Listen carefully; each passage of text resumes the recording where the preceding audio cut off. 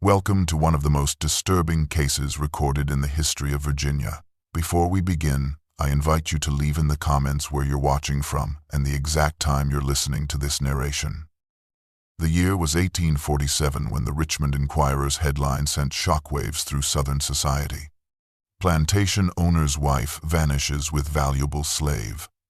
Eleanor Blackwell, young bride of tobacco magnate Jeremiah Blackwell, had disappeared from Blackwell Manor during a violent spring storm.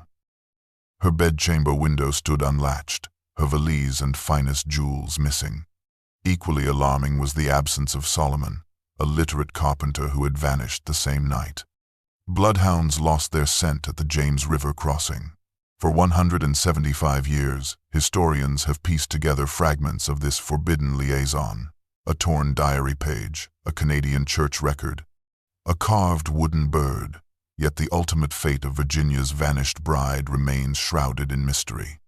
Blackwell Manor, with its imposing white columns and manicured gardens, represented the pinnacle of Virginia's planter aristocracy, where tobacco reigned supreme and human bondage formed the foundation of wealth. Situated in Hanover County along the winding Pamunkey River, the plantation sprawled across 2,000 acres of prime tobacco fields, worked by over 100 enslaved individuals whose labor had enriched the Blackwell family for 3 generations. The morning following the April tempest, when Eleanor's lady's maid discovered the empty bed and disturbed chamber, the plantation erupted into chaos. According to testimony later provided to county authorities, Jeremiah Blackwell flew into an uncontrollable rage, overturning furniture and striking a house servant who dared suggest the mistress might have left willingly. Within days, the scandalous news had spread throughout Virginia's close-knit planter society, whispers in drawing rooms suggesting the unthinkable, that a plantation mistress had chosen to flee with a man deemed her inferior by the rigid racial hierarchy upon which their society was built. The Richmond Enquirer's initial reporting was circumspect, noting only that Mrs. Blackwell and a valuable slave have gone missing under mysterious circumstances, but subsequent editions grew bolder, hinting at a most unnatural attachment and a stain upon Virginia womanhood that shall not soon be washed clean. Prominent families who had once welcomed Eleanor into their homes now spoke her name in hushed tones, a cautionary tale of feminine weakness, while secretly burning any correspondence that might connect them to the woman who had committed the dual sins of betraying both race and class. The Blackwell family's roots in Virginia stretched back to 1711, when Thomas Blackwell, a minor English nobleman's third son with few prospects in his homeland, received a royal land grant along the fertile Pamunkey River. According to county archives examined in 1932 by historian Margaret Wilcox, the original modest farmhouse had been replaced in 1785 by Jeremiah's grandfather with the imposing Georgian mansion that would become the centerpiece of what locals called Virginia's most prosperous tobacco kingdom. Plantation ledgers preserved in the Virginia Historical Society reveal how 3 generations of Blackwells had systematically expanded their holdings through a combination of shrewd business dealings and strategic marriages, with Jeremiah inheriting sole control following the typhoid epidemic of 1830 that claimed both his father and elder brother within a fortnight. Those who conducted business with Jeremiah invariably described him in correspondence as cold as January frost and possessed of a mathematical precision in all dealings, qualities that served him well as he doubled the plantation's output within his first decade of ownership. A Richmond bank manager's private letters, discovered during a 1967 university archive cataloging, noted that Blackwell employs the same clinical detachment when purchasing slaves or foreclosing on a neighbor's property, the transaction's profitability being his sole consideration, approaching 40 with every sex. No heir in 1845, Jeremiah's attention turned to the matter of marriage, his systematic courtship of the 19-year-old Eleanor Beaumont, revealing the same calculated approach that characterized his business ventures. The Beaumonts, once prominent rice planters whose Charleston estates had fallen into disrepair following consecutive crop failures, found Jeremiah's substantial offer for their daughter's hand impossible to refuse despite the whispered concerns about his notorious temperament.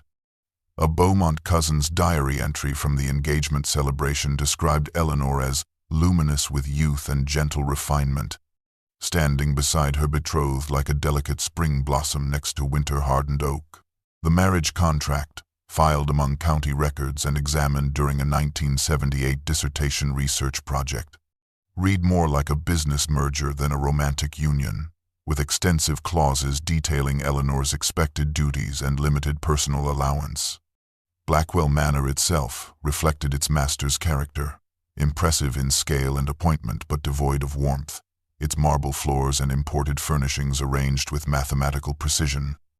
The gardens meticulously groomed, but lacking the whimsical touches found on neighboring estates, creating an atmosphere one visitor described as a museum where one admires but does not touch, and certainly does not laugh. Eleanor Beaumont arrived at Blackwell Manor on a crisp October morning in 1845, her trousseau packed in 6 trunks that contained the last vestiges of her family's former prosperity. Fine linens embroidered with her mother's careful stitches, silver hairbrushes bearing the Beaumont crest, and books that had provided solace during Charleston's lonely seasons of financial decline. A packet of letters discovered in 1912, hidden behind a loose baseboard during renovations to what had been Eleanor's private sitting room, revealed the young bride's initial hopeful disposition, with one missive to her childhood friend, Sarah Pinckney, stating, "Though Mr. Blackwell lacks the poetic temperament we maidens dream of, I am determined to find contentment in my role as mistress of such magnificent estates."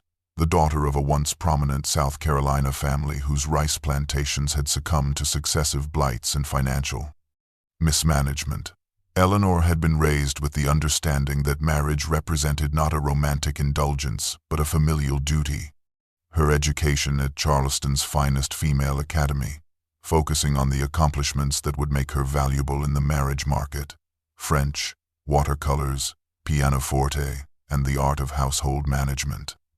Parish records indicate that Reverend Thomas Hightower, who performed the Blackwell Beaumont ceremony, described the bride as composed though pale, exhibiting the grace expected of her station if not the joy one hopes to witness on such occasions. Plantation records from Eleanor's first winter at Blackwell Manor show her dutifully assuming the responsibilities of her position, inventorying linens, supervising the household staff, and hosting the obligatory Christmas gathering for neighboring planters' families. Yet the private correspondence tells a different story, with increasing references to sleepless nights and what Eleanor termed a persistent hollowness that no amount of luxury seems to fill. By spring of 1846, her letters described growing discomfort with the plantation's daily operations, particularly the punishment of enslaved workers that Jeremiah insisted she witnessed to properly understand the necessary maintenance of order upon which our way of life depends. The young mistress's inherited understanding of slavery as a benevolent institution began to fracture when confronted with its brutal realities, her final recovered letter to Sarah confessing, "I have begun to question all I was taught to accept without thought, and find myself increasingly alone with these doubts, for they are ones no plantation mistress may safely voice, least of all to a husband who views human souls as entries in a ledger." Solomon first appears in documented history through a bill of sale discovered during a 1953 examination of the Blackwell estate papers. The yellowed parchment detailing his purchase from the estate auction of Colonel James Harrington of Albemarle County for the considerable sum of $1,200 on the 17th of January 1846. The document describes him as male, approximately 27 years of age, skilled carpenter and joiner, of sound body and temperament, no visible scars, with an unusual notation regarding his literacy that would typically have diminished rather than enhanced his value in Virginia, where teaching enslaved persons to read had been explicitly prohibited following Nat Turner's rebellion. Testimony provided to the Fugitive Slave Commission by Colonel Harrington's son, transcribed in records unsealed in 1921, revealed that Solomon had been educated clandestinely by the colonel's daughter, who, suffering from consumption and confined to the house, had taught him alongside her younger brothers during long afternoons when her father was occupied with plantation business. According to plantation account books meticulously maintained by Jeremiah Blackwell, Solomon was purchased specifically to undertake extensive renovations to Eleanor's private chambers, including the construction of floor-to-ceiling bookshelves in her personal library, a project the methodical Jeremiah had scheduled to commence exactly 15 months after his marriage, apparently having calculated that his young wife would by then have fully acclimated to her role and require additional comforts to prevent the melancholy that sometimes afflicted plantation mistresses. Jeremiah's personal correspondence with his Richmond banker, uncovered in a collection of business letters acquired by the Virginia Historical Society in 1969, mentions the substantial investment in the enslaved craftsman as a necessary extravagance to ensure Mrs. Blackwell's contentment, as her restlessness has become a disruption to the household's proper function. Oral histories collected from descendants of Blackwell Manor's house servants in the Federal Writers' Project of 1937 include the recollection that Master Blackwell didn't fathom the danger in bringing that educated man into his wife's private sanctuary, where they would speak of books and ideas while he labored from sunrise until the dinner bell. The irony that Jeremiah had, through his own calculation to provide his wife distraction, introduced to her private chambers the very man with whom she would later flee, was noted by historian Dr.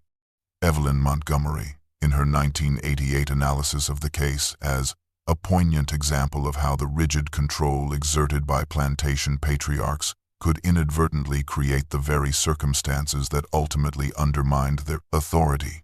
The first indications that something unusual was developing between mistress and slave appeared in the household routine by late February 1846, with Solomon's work on Eleanor's library extending well beyond the initial schedule Jeremiah had outlined in his methodical project plans. According to testimony given in the 1848 civil case Blackwell v. Beaumont, wherein Jeremiah sued his in-laws for return of Eleanor's dowry, the head housekeeper Martha Wilkins recounted observing that the mistress began requesting Solomon's presence in her quarters at unusual hours, often in the evening when such work would typically be prohibited, and extending his assigned tasks with additions that seemed designed primarily to prolong his presence. Wilkins further testified that Eleanor's demeanor underwent a subtle transformation during this period, noting that where before she had moved through the house like a ghost, silent and pale, now there was color in her cheeks and a lightness in her step that coincided precisely with the carpenter's daily arrival at her door. Laundry records meticulously maintained by the household staff show Eleanor suddenly 2000, requesting additional books from the main library in Richmond.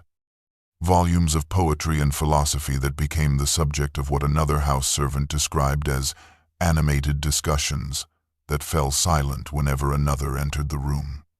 The lady's maid, Rebecca, whose full testimony was sealed by the court but partially quoted in a legal clerk's private correspondence discovered in 1972, reported finding volumes of Emerson and Thoreau with certain passages marked in both Eleanor's delicate hand and another, more masculine script, suggesting an exchange of ideas that crossed boundaries of both race and station. By autumn of 1846, plantation records show Jeremiah, preoccupied with a particularly demanding harvest and negotiations with tobacco merchants, remained oblivious to the changing dynamics beneath his own roof. Though his overseer noted in a weekly report that Solomon has become increasingly distracted from other assignments, completing only the minimum required work elsewhere to hasten his return to the main house. Most telling was the testimony of the elderly cook, Esther, who recalled preparing special trays when Eleanor claimed illness and retired to her rooms, only to observe that these trays, meant for one, often showed evidence of having fed two, with both teacup and water glass bearing marks of use, an observation she dared not bring to the master's attention, but which circulated as worried whispers among the household staff who understood the terrible consequences. Should Jeremiah discover such flagrant violation of the boundaries he and all of Virginia society held sacrosanct, the faded fragment of Eleanor Blackwell's diary emerged from the shadows of history in 1923, when workers renovating the long-abandoned east wing of Blackwell Manor discovered a loose floorboard beneath what had once been her writing desk, revealing a small cavity containing a partial journal page, its edges charred as though someone had attempted to burn it but was interrupted before completion. Authenticated by handwriting experts at the University of Virginia in 1925, the delicate parchment, now preserved behind glass in the Virginia Historical Society's antebellum collection, offers a tantalizing glimpse into Eleanor's innermost thoughts just 2 months before her disappearance. The entry, dated the 18th of February, 1847, begins mid-sentence with, "Never imagined, finding an unexpected kinship in the most forbidden place," as though a mirror suddenly reflected not my face but my thoughts, my longings, my belief that there must exist a world beyond these suffocating constraints.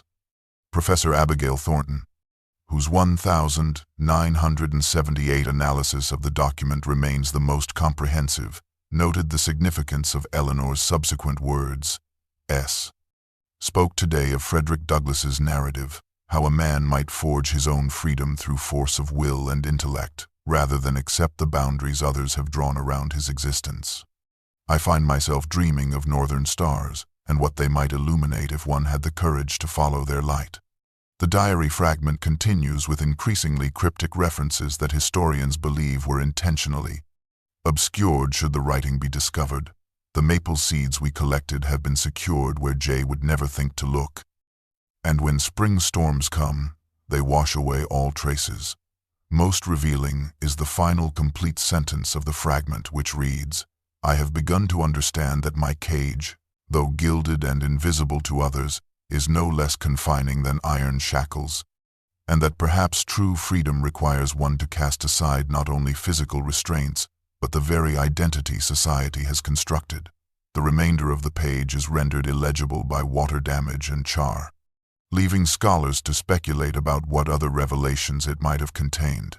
Jeremiah Blackwell's plantation records show that on the very date of this diary entry, he had departed for a 3-day business trip to Richmond, unwittingly providing Eleanor and Solomon an opportunity for the kind of unguarded conversation that apparently sparked such revolutionary thoughts in a woman raised to accept without question the social order that granted her privilege, while denying others their humanity.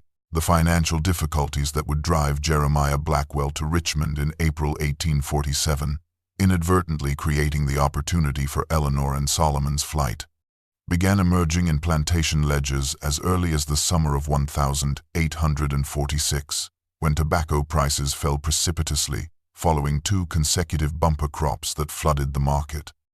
Detailed account books preserved in the Virginia State Archives reveal Jeremiah's increasingly desperate notations throughout the winter months. Merchant advance refused.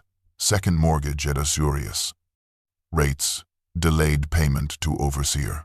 Painting the portrait of a man whose carefully constructed empire had begun to fracture beneath the weight of market forces beyond even his formidable control. A letter from the First Bank of Richmond dated the 30th of March, 1847, discovered during a 1982 cataloging of Blackwell papers, demanded his immediate presence to discuss alarming irregularities in recent financial statements and the urgent matter of outstanding loans secured against next season's uncertain harvest.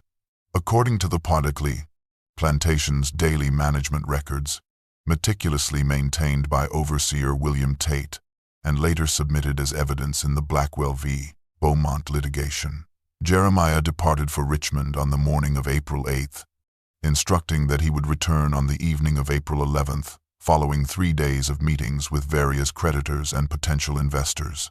Tate's journal entry for April 8th notes that Master departed in foul humor, instructing that Mrs.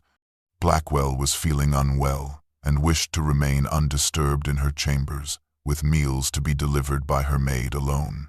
A subsequent entry on April 9th observes that the mistress has not emerged from the east wing, though light burns late in her sitting room, followed by an April 10th notation indicating increasingly inclement weather. Storm approaching from southwest, barometer falling rapidly. Preparations made to secure plantation buildings.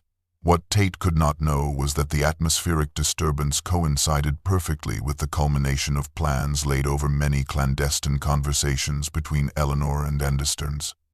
Solomon, plans similarly being secured against discovery. The final relevant entry in Tate's journal, dated April 11th, reads, "Violent storm through night. Dawn reveals damaged tobacco, barn roof, and missing fence sections along eastern property line. Unusual delay in mistress's morning bell. Sent Rebecca to check on her welfare." The overseer could not have imagined that his employer, at that very moment concluding unsuccessful negotiations with his Richmond creditors, would return to find a catastrophe far more devastating than storm damage or financial ruin, the unprecedented violation of the social order upon which his entire identity and authority had been constructed. The ferocity of the storm that swept through Hanover County on the night of April 10th, 1847, was documented in multiple sources, with the Richmond Weather Observatory recording unprecedented atmospheric disturbance, barometric pressure dropping 27 points within 3 hours, accompanied by electrical activity of extraordinary intensity. Plantation overseer William Tate's logbook, later presented as evidence in court proceedings, described conditions deteriorating rapidly after sunset, sky blackened beyond normal nightfall by 7 o'clock, wind rising to gale force by 8, rain falling in sheets rather than drops by 9, rendering visibility beyond arm's length impossible, even with lanterns. The last confirmed sighting of Eleanor came from her lady's maid, Rebecca, who testified that she delivered a tray of evening tea at approximately 6:30, noting that the mistress appeared flushed and distracted, dismissing me with unusual haste after requesting that she not be disturbed again until morning, as she intended to retire early with a headache remedy. Solomon was last observed by stable hand Thomas Jackson, who reported during subsequent questioning that he had encountered the carpenter at the tool shed shortly before the storm's peak intensity, remarking that Solomon carried a small satchel, which he explained contained specialized implements required for emergency repairs should the storm damage the main house. Weather historian Dr. James Carrington's 2005 analysis of meteorological records from that evening concluded that between 11 o'clock and 2 in the morning, conditions created a perfect cloak for clandestine movement, with normal plantation security measures rendered entirely ineffective by howling winds that obscured any sound and torrential downpours that eliminated visibility and washed away tracks almost immediately. The discovery of their absence unfolded gradually on the morning of April 11th, beginning with Rebecca's increasingly concerned knocking at Eleanor's chamber door, followed by the eventual forced entry that revealed an immaculately made bed that had not been slept in, missing personal items that had been selectively gathered rather than hurriedly packed, and most damning, a window unlatched from within, despite the previous night's tempest. Within the hour, as plantation staff conducted an increasingly frantic search, carpenter overseer Micah Johnson reported Solomon's disappearance, noting the conspicuous absence of specific tools and materials that suggested premeditation rather than impulsive flight. By midday, as storm clouds cleared to reveal a washed-clean landscape that had absorbed all evidence of their departure route, the full realization dawned that the night's chaos had concealed an escape planned with meticulous care and executed with perfect timing. Jeremiah Blackwell's return to his estate on the evening of April 11th triggered what contemporary newspapers would later describe as the most extensive manhunt in Virginia's recent memory, his initial shock at Eleanor's absence, transforming within hours into a volcanic rage that sent 3 house servants to the infirmary with injuries from thrown objects and physical blows. County Sheriff Robert Thornton's official report, filed on April 14th and preserved in courthouse archives until their examination in 1952, documented Blackwell's immediate rejection of any suggestion that his wife had departed willingly. Mr. Blackwell insists with violent certainty that Mrs. Blackwell has been abducted by the slave Solomon, who has long harbored unnatural designs upon her person, and demands immediate formation of search parties to rescue her from this degradation. Within 24 hours, Jeremiah had mobilized over 50 men, including neighboring planters, their overseers, and professional slave catchers with trained dogs, to scour the surrounding countryside despite the rain-saturated ground that had eliminated all trackable scent.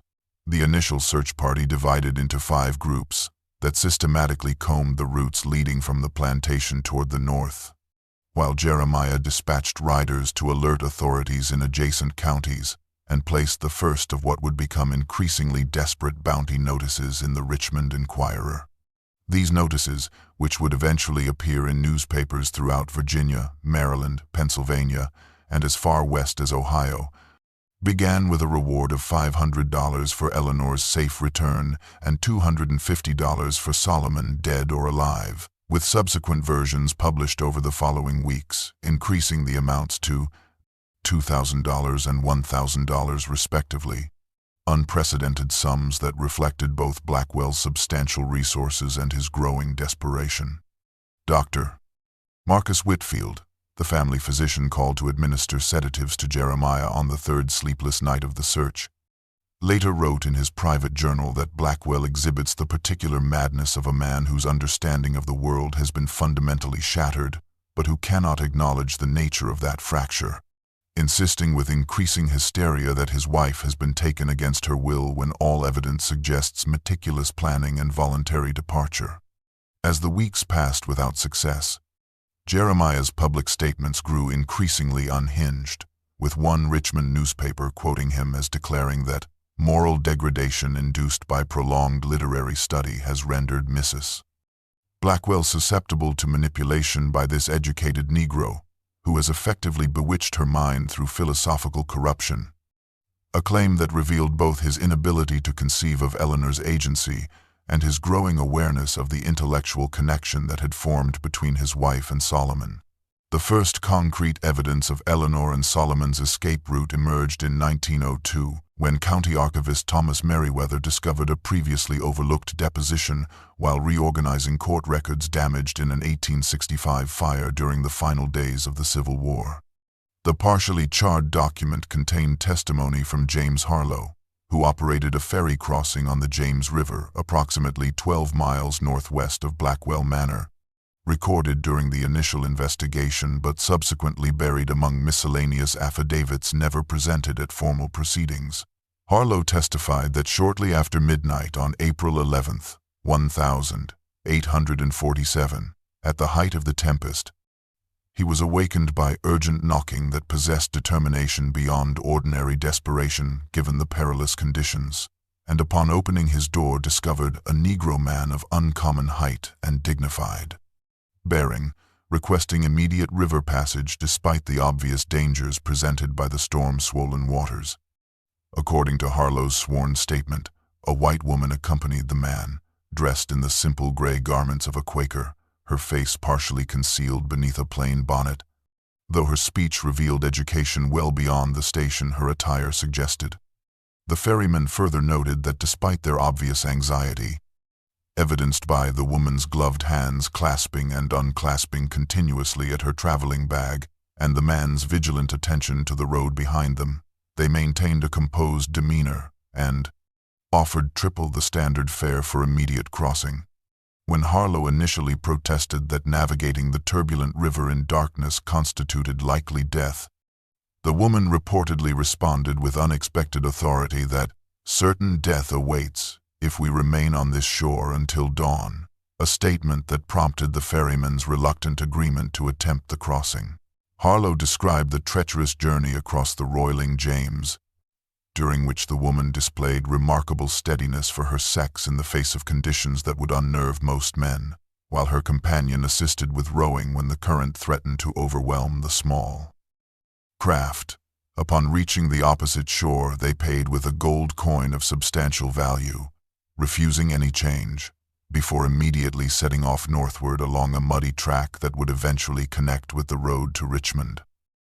The ferryman concluded his testimony with the observation that something in their manner suggested not the fear of fugitives but the determined purpose of pilgrims, though he admitted under cross-examination that the darkness combined with his focus on navigating the dangerous waters, prevented him from providing detailed descriptions that might conclusively identify the mysterious travelers as the missing Eleanor Blackwell and Solomon. The first documented connection between Eleanor and Solomon's disappearance and the clandestine network known as the Underground Railroad emerged in 1937, when historian Dr. Margaret Wilkins uncovered a cache of coded correspondence while cataloging materials donated to Philadelphia's Historical Society by descendants of prominent Quaker abolitionists. Among these fragile papers, a letter dated the 17th of April, 1847, from Richmond conductor Samuel Green to Philadelphia station master William Still, contained the cryptic notation: "Special cargo departed, Virginia planter's wife and companion. Unusual circumstances requiring utmost discretion. Substantial reward offered for their interception." Subsequent communications in the collection revealed the perilous northward journey undertaken by the fugitives, including a note dated April 23rd describing their arrival at a safe house in northern Virginia operated by Elizabeth Cartwright, a free black woman whose modest farmhouse concealed a hidden cellar where the lady and her protector rested for 2 days while pursuit parties passed within yards of their sanctuary. The Cartwright Diary, donated anonymously to Howard University in 1965, elaborated that the woman's hands, soft and unmarked by labor, betrayed her privileged origins, yet she accepted our humble accommodations with genuine gratitude, while her companion exhibited education far beyond what Virginia law permitted. Records from the Baltimore Anti-Slavery Society, examined during a 1952 doctoral research project, documented the increasing danger as the pair moved northward, with one entry noting that slave catchers bearing detailed descriptions and daguerreotypes now watch all major roads and river crossings between Washington and Philadelphia, necessitating extraordinary measures and secondary routes heretofore reserved for our most imperiled travelers. A Quaker merchant's ledger from Wilmington, Delaware, contains a seemingly innocuous entry for special textiles delivered by night wagon to Chester Station on April 30, which abolitionist code scholars have identified as referring to fugitives transported under cover of commercial goods to avoid detection.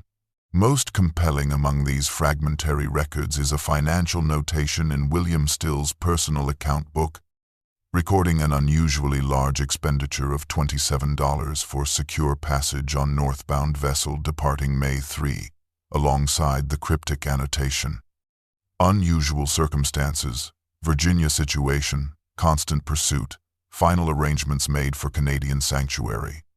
The extraordinary measures documented in these records, involving multiple conductors and significantly greater resources than typically expended for escaped slaves, underscored both the unprecedented nature of Eleanor and Solomon's flight and the determination of abolitionists to ensure that their journey to freedom succeeded despite the exceptional efforts to recapture them.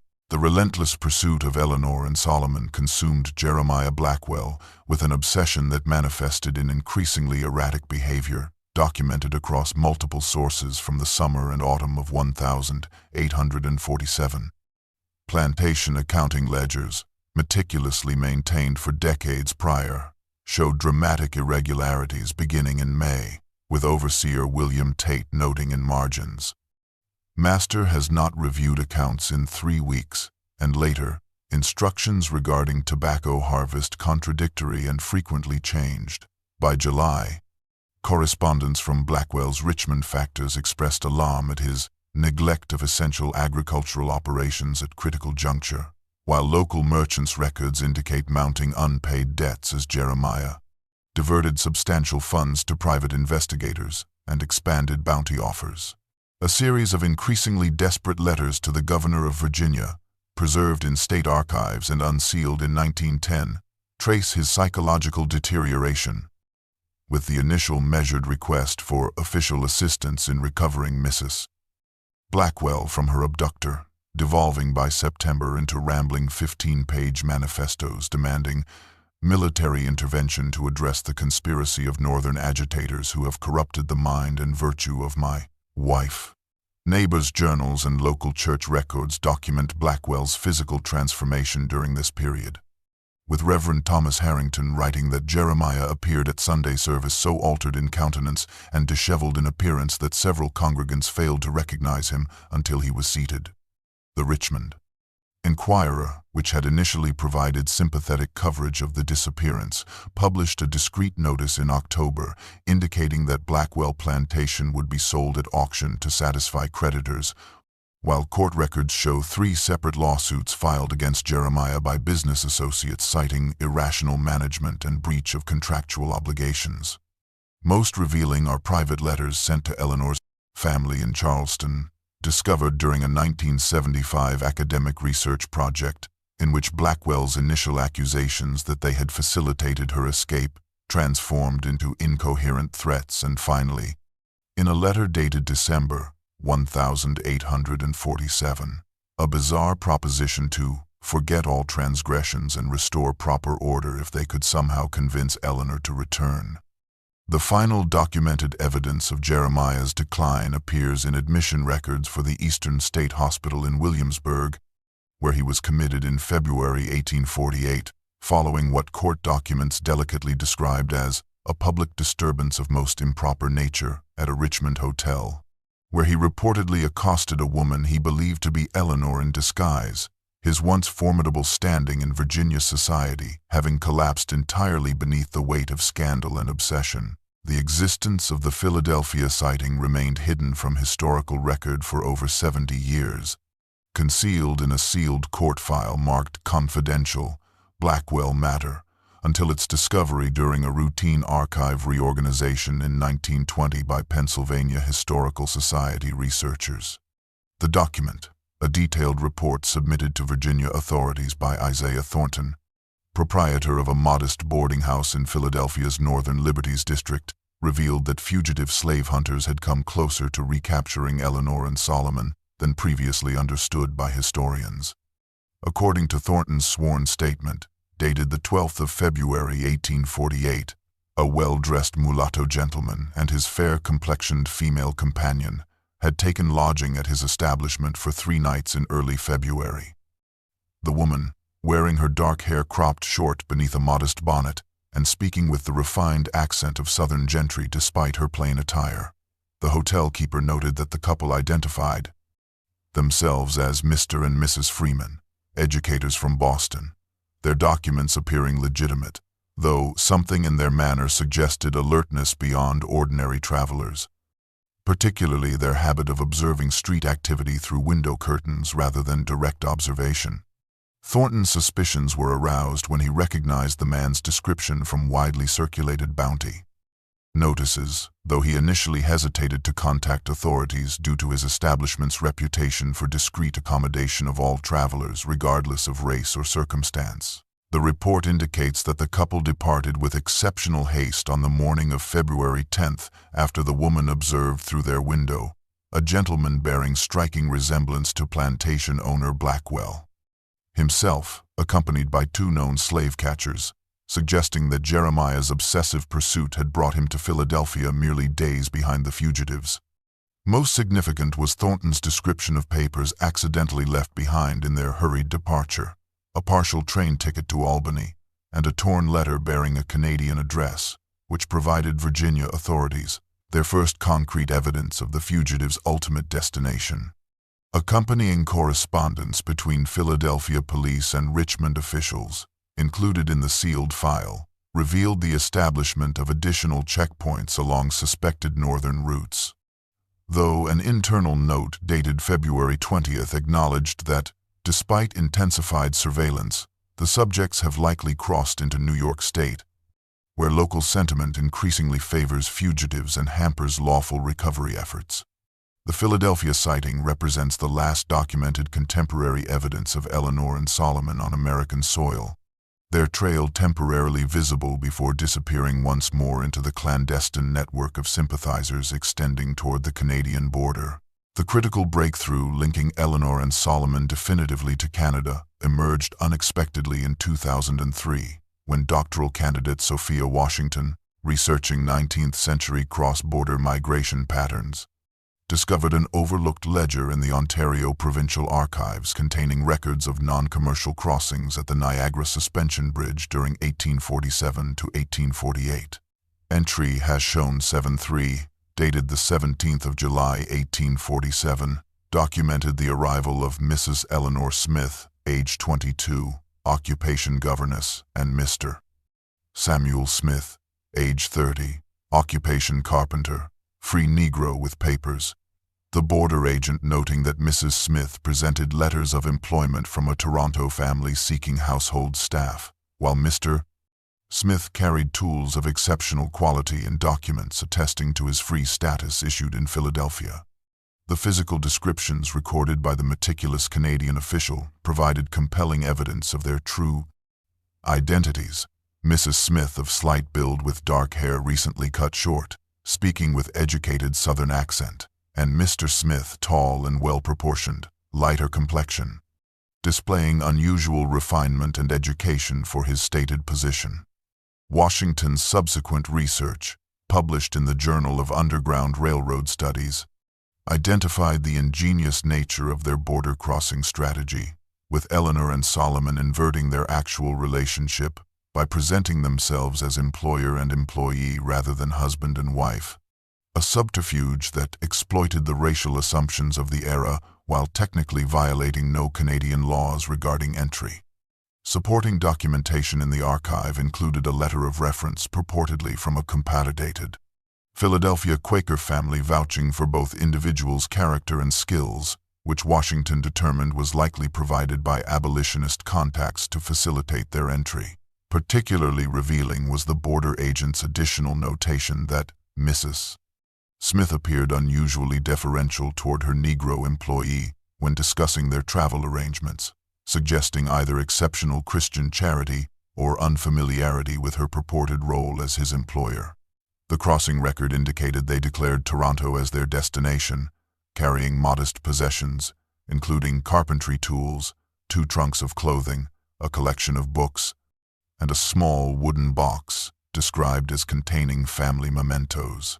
The timing of this border crossing, approximately 3 months after their flight from Virginia, aligns with the typical duration required for escaped slaves to traverse the Underground Railroad network to Canada, while the 3-month gap between their disappearance and this documented crossing explains why Jeremiah Blackwell's agents, who had been monitoring border points since April, failed to intercept the fugitives, who had likely remained hidden in safe houses until pursuit intensity diminished. The 1,851 Toronto census, meticulously examined in 1997 by Canadian historian Dr. Margaret Thornton, contains the first documented evidence of Eleanor and Solomon's established life in exile, a household entry for Samuel Freeman, Negro carpenter, age 34, and Ellen Freeman, wife, music teacher, age 26, residing in a modest 2-room dwelling on Elizabeth Street in the city's Western District among a community of both free blacks and European immigrants. Toronto city directories from the same period preserved in the Ontario Archives list S. Freeman, fine carpentry and cabinetry, at a small workshop on Queen Street, while church records from the First Methodist Episcopal Congregation note Mrs. Freeman among their paid musicians, performing organ during Sunday services for a modest stipend that supplemented the household income. A ledger from Henley's Music Emporium, uncovered during a 2005 business history research project, contains entries for piano lessons by Mrs. E. Freeman, 2 shillings per session, primarily for the daughters of middle-class merchants seeking accomplished wives. Though the notation, limited to 6 students only, suggests a deliberate maintenance of low profile despite financial pressures. The Freemans' rented home, according to tax assessment records, represented a step above typical refugee accommodations but remained deliberately understated, with a neighbor's diary describing the colored carpenter and his unusually refined wife as quiet persons who maintain fastidious standards but decline most social invitations and display noticeable caution around strangers. Most revealing was a partial letter discovered in a Toronto church archive in 2010, written by the congregation's minister to a Philadelphia abolitionist colleague in 1852, mentioning that our refugee friends from Virginia maintain constant vigilance despite apparent safety, the lady starting visibly at Southern accents and the gentleman routinely scanning newspaper shipping notices for Virginia vessels in harbor. The careful construction of their new identities extended to their public interactions, with several contemporary accounts noting Ellen's habit of speaking little in group settings while Samuel conducted most business affairs. A reversal of plantation social norms that both protected her recognizable accent, elevated him to the public role denied under slavery. Local business records indicate their modest prosperity increased gradually through the 1,850 with Samuel's carpentry developing a reputation for exceptional quality, though they conspicuously avoided the daguerreotype portraits commonly commissioned by families of their economic standing, their fear of pictorial identification revealing the persistent anxiety that, despite their new Canadian home, Virginia's long reach might still threaten their hard-won freedom. The most poignant evidence of Eleanor's continued existence emerged in 1975, when University of Charleston archivists cataloging the personal effects of Sarah Beaumont Pinckney, Eleanor's younger sister who had died childless in 1903, discovered a letter concealed within the false bottom of a rosewood sewing box. Its yellowed paper bearing an 1,855 Canadian postal mark with the specific city of origin deliberately smudged beyond recognition. The letter, written in Eleanor's distinctive hand, confirmed by comparison with her childhood correspondence, began with extraordinary caution. My dearest heart, this reaches you through channels, I pray, remain undetected, and must be destroyed immediately upon reading. Though I trust you will carry its essence in your heart as I carry thoughts of you in mine. The carefully crafted message avoided any explicit identification of location or companions, instead employing metaphor to convey her circumstances. The northern air, though colder than our Carolina breezes, carries the sweet scent of a freedom I never fully comprehended until experiencing its daily blessing. Eleanor made oblique reference to Solomon, writing that my companion in both journey and life continues to create beauty with his hands, while I have found unexpected joy in sharing the musical gifts Mother insisted would make me an accomplished wife, though they now serve a more practical purpose in sustaining our modest household.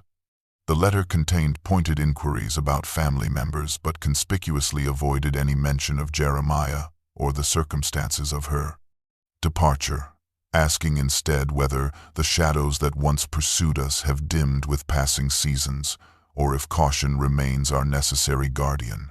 Most revealing was her delicately phrased explanation of her new existence.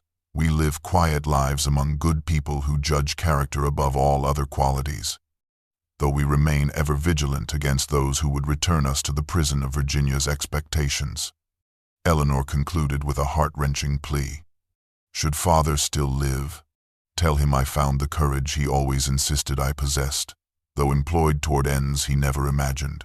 I ask not for forgiveness, but simply remembrance without bitterness. Share nothing of this letter with anyone connected to my former life, and know that despite circumstances that prevent traditional family bonds, I have found authentic happiness in this unconventional life that Providence has granted through means society would condemn, but God, in His greater wisdom, seems to bless with modest prosperity and immeasurable peace.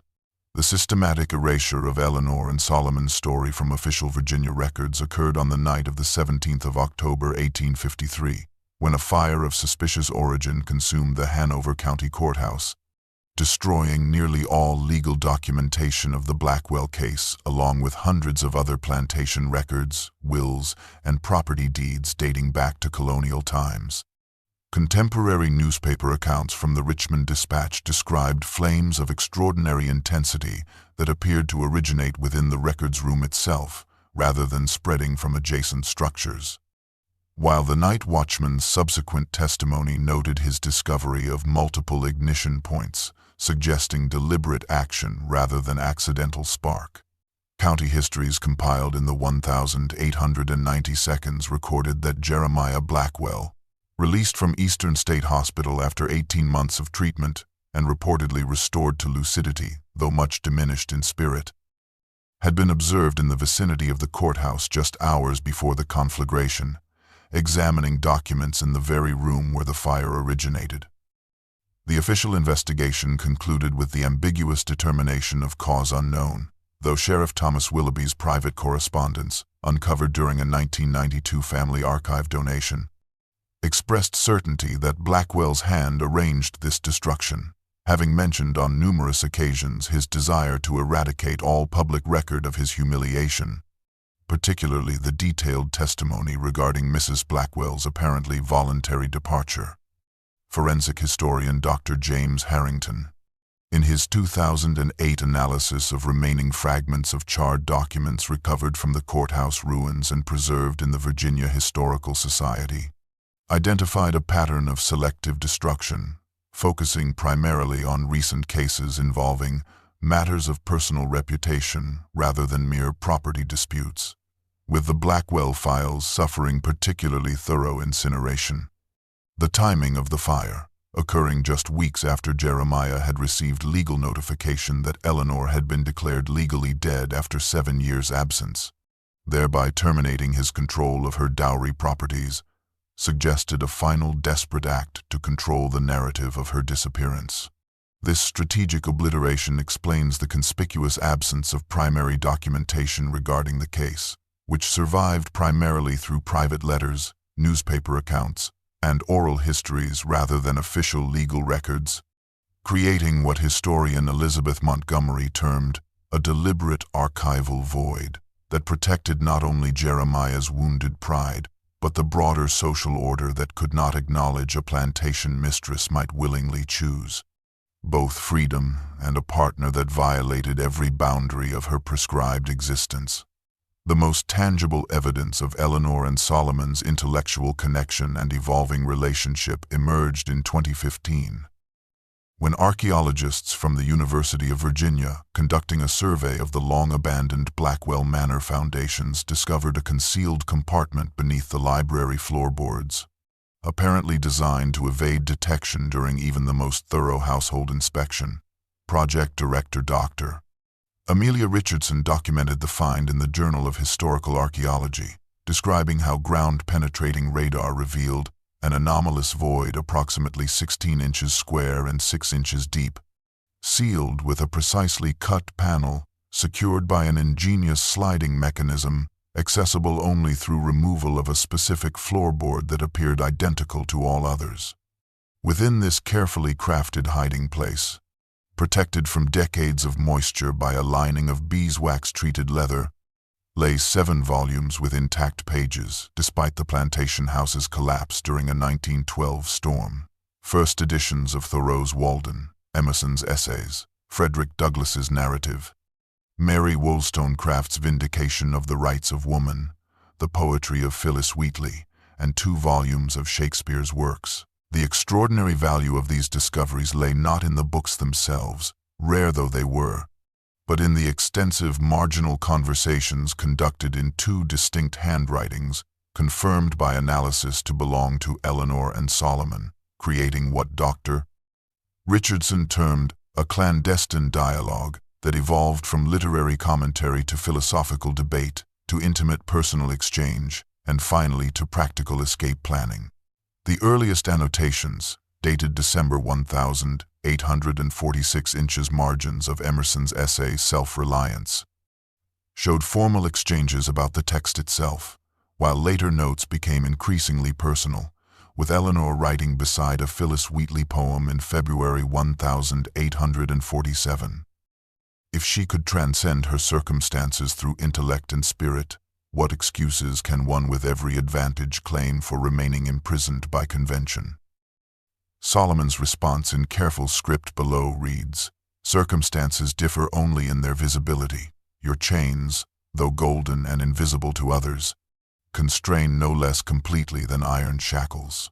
Most revealing were coded notations in Thoreau's Walden from March 1847, with apparent references to Underground Railroad contacts marked by inconspicuous symbols alongside passages about self-sufficiency, while a hand-drawn map hidden beneath the end paper showed what analysts identified as potential northern routes, with times and distances meticulously calculated.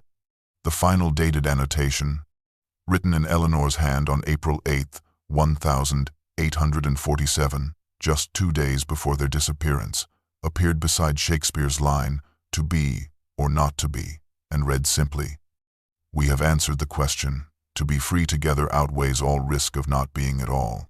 The possible final chapter of Eleanor and Solomon's extraordinary journey emerged in 1998, when Canadian historical preservationist Dr. Thomas Whitfield, documenting 19th-century burial grounds threatened by urban development, discovered a weathered limestone marker in Toronto's Old Potter's Field Cemetery. Its partially obscured inscription recording Ellen Freeman 1825 to 1883, and beneath it Samuel Freeman 1819 to 1885, followed by the evocative epitaph, "Freedom chosen, freedom earned." The modest gravestone, positioned in a section of the cemetery known to contain numerous Underground Railroad refugees, had survived decades of neglect, its significance overlooked until Whitfield, familiar with the Blackwell case through his doctoral research, recognized the convergence of names, dates, and circumstances. Subsequent analysis of the stone by University of Toronto conservation specialists revealed that despite surface erosion, the craftsmanship displayed exceptional quality, particularly in the precise letter-carving characteristic of a skilled woodworker rather than commercial monument maker, suggesting Samuel himself might have created the memorial before his own death. The cemetery's fragmentary records, partially destroyed in an 1891 administrative building fire, contained a single reference to Mrs. Freeman, formerly of Virginia, in a burial payment entry, while Toronto Church Archives yielded a funeral register, noting that Mr. and Mrs. Freeman, long-standing members of quiet devotion and generous if modest contribution, were interred with a simple service attended by neighbors and fellow craftsmen, though conspicuously absent of family connections. Scholarly opinion remains divided regarding absolute identification, with skeptics noting the commonality of the Freeman surname among emancipated slaves and the absence of definitive documentation connecting Toronto's Ellen and Samuel Freeman to Virginia's fugitives. However, proponents of the identification, led by Dr. Elizabeth Montgomery's exhaustive 2001 comparative analysis, cite compelling circumstantial evidence, the precise biographical alignment, the carpenter occupation, the Virginia connection, and most persuasively, the defiant epitaph that encapsulates their extraordinary narrative. The Ontario Heritage Foundation ultimately erected a discreet interpretive plaque near the gravesite in 2005, its carefully worded text acknowledging both the compelling evidence and remaining uncertainty, while noting that whether or not these graves contain the remains of history's most famous plantation mistress and her enslaved partner, they represent the final rest of two individuals who embodied the quiet dignity of those who risked everything for freedom and love, in defiance of the boundaries their era imposed. Annual visitation to the site has increased steadily since its identification, with descendants of enslaved people and scholars of resistance history leaving tokens of remembrance, small, carved wooden birds, in homage to the couple who potentially achieved in death the recognition their safety required them to avoid in life. The fragments of Eleanor and Solomon's extraordinary narrative, a charred diary page, marginal notes in hidden books, coded abolitionist correspondence, border-crossing records, a concealed letter, weathered gravestones, form a constellation of evidence that illuminates their journey while acknowledging the shadows that will forever obscure certain truths about their lives together. Historical geneticist Dr. Rebecca Johnson's 2019 research identified 3 living families in Ontario, bearing genetic markers consistent with mixed Virginian ancestry, one of whom possesses a carved wooden bird figurine passed down through generations as a family good luck charm with origins lost to time.